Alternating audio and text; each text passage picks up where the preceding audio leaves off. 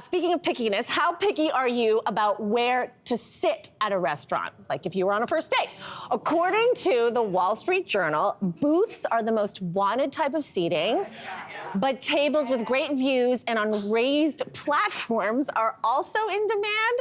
So what do you think is the best seat in the house? Do you guys remember that scene from the movie Goodfellas where Henry Hill's coming in and he's on one of his early dates with Karen, and they go into this restaurant and Henry Hill drops through the kitchen, gives the maitre d' some money, and the maitre d' just pulls the table and puts it right in the middle of all the action because Henry wanted to be seen. He wanted everyone to know that he was somebody.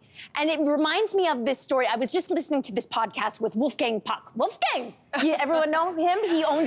He is probably the first celebrity chef and changed restaurant scenes all over the world. And his restaurant Spago was one of the first sort of celebrity hotspots back in the day. And he said that he used to have people fighting for the right table. He would have people coming up to him and yelling and saying, "I've got 2 Oscars. This person only has 1 Oscar. Why do they have a better table than me?" They would storm out, and then so he was like, "Oh my God, I didn't know this existed." He was from Austria, I think. And so then one day, the MGM studio head, his name was Daniel Melnick, comes in, and he accidentally gets seated at the back of the restaurant.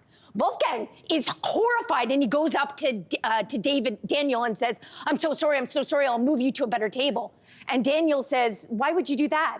Wherever I'm sitting is the best table in the house."